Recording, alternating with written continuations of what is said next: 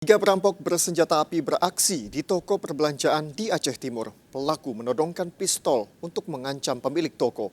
Sempat melepas tembakan, pelaku pun menggasak uang 140 juta rupiah.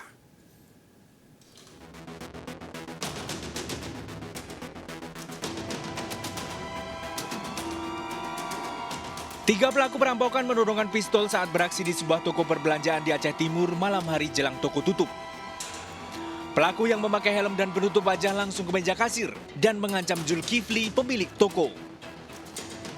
Pelaku menggasak uang 140 juta rupiah dari laci kasir dan sempat melepaskan tembakan sebelum kabur menggunakan dua sepeda motor. Aksi perampokan terekam CCTV. Dia tiba-tiba masuk bertiga dengan mengacungkan senjata, tiga-tiganya bersenjata. Jangan bergerak, itu aja ucapannya. Jangan bergerak. Dia langsung lompat ke ruangan saya, langsung mengambil apa yang ada di situ. Berapa bang yang diambil bang?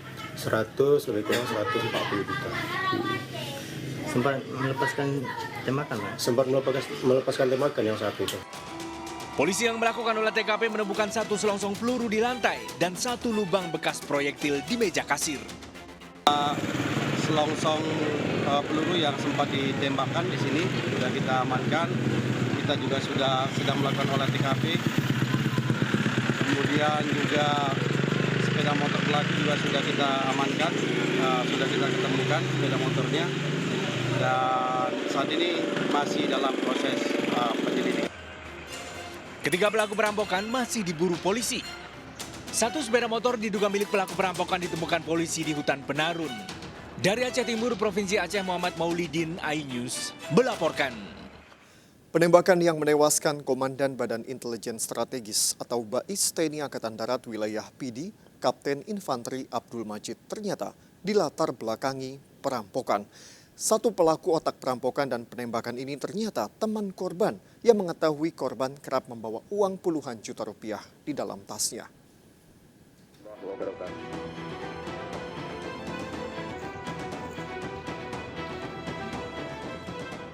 Penembakan yang menewaskan Komandan Badan Intelijen Strategis BAIS TNI Angkatan Darat Wilayah PD, Kapten Infantri Abdul Majid ternyata dilatar belakangi perampokan. Korban tewas tertembak di bagian perut saat berada di mobil yang dikendarainya di Jalan Lok Rincong, Gampong, Lok Panah, PD Aceh.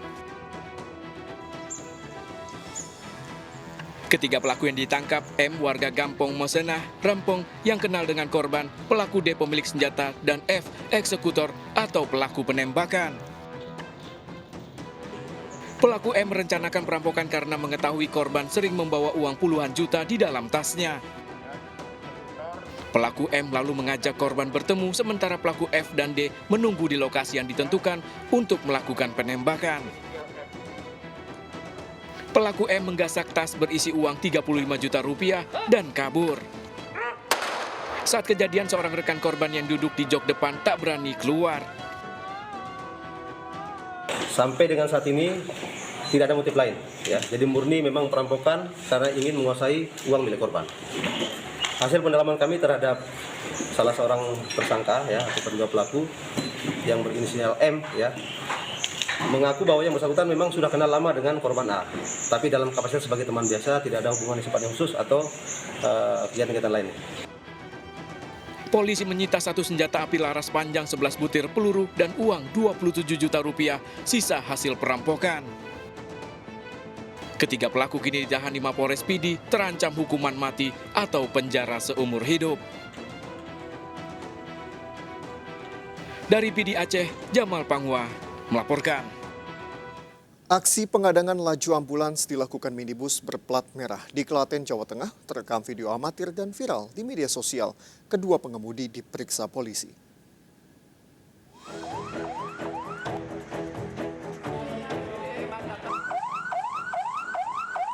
Video amatir ini merekam penghadangan laju mobil ambulan yang tengah membawa pasien dilakukan mobil berplat merah di Jalan Pemuda Klaten, Jawa Tengah. Pengemudi ambulan menyebut penghadangan dilakukan saat ia tengah membawa pasien korban kecelakaan dan terpaksa mengambil jalur arah berlawanan. Kronologinya seperti saya yang jelaskan di cover Klaten, ya intinya saya nggak kosong, saya bawa ambulan pasien pasca kecelakaan gitu. Dari kejadian yang sempat viral ini, Satlantas Polres Klaten langsung melakukan penyelidikan dan mencari kedua pengemudi untuk menjalani pemeriksaan. Hasil pemeriksaan terhadap keduanya diketahui peristiwa terjadi karena ada unsur kesalahpahaman dan tidak ada unsur kesengajaan untuk menghalangi mobil ambulan. Ini murni karena kesalahpahaman antara pengemudi ambulan dan mobil Avanza. Tidak ada unsur kesengajaan. Kedua mobil terjebak di jalur kanan karena memang posisi mobil Avanza tidak ada sepadan untuk menepi. Yang kedua, pada saat peristiwa tersebut, mobil ambulan membawa korban kecelakaan lalu lintas dengan luka ringan yang pulang dari PMI ke rumahnya di Jepang tersebut. Jadi bukan menuju ke rumah sakit. Polisi menyebut kasus ini telah diselesaikan secara mediasi.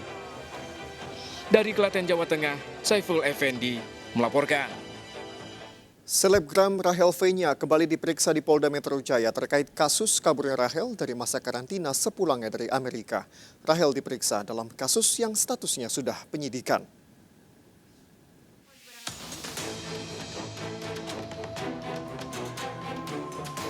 Selebgram Rachel V-nya kembali menjalani pemeriksaan dalam kasus dugaan pelanggaran kekarantinaan kesehatan. Rachel datang didampingi dengan manajer dan kekasihnya. Selama 6 jam, Rachel, manajer, dan kekasihnya diperiksa sebagai saksi. Dari kasus ini, tim penyidik di Reskrimum Polda Metro Jaya memastikan telah meningkatkan status perkara ke tahap penyidikan. Rachel V-nya menyatakan siap menjalani proses hukum jika ditetapkan sebagai tersangka. Seperti diketahui diperiksa sebagai saksi, ya status masih udah dalam tahap penyidikan. Penyidik apa ada yang disampaikan nggak? Ya ini kan baru kemarin naik ke penyidikan kan, gitu ya, secara otomatis juga masih diperiksa sebagai saksi. Dalam kasus ini, tim penyidik telah menemukan adanya unsur pelanggaran tentang kekarantinaan kesehatan serta tentang wabah penyakit menular dengan ancaman hukuman maksimal 1 tahun penjara dan denda 100 juta rupiah. Kasus ini menjadi perhatian publik karena menyeret anggota TNI. Dari Jakarta, tim liputan melaporkan.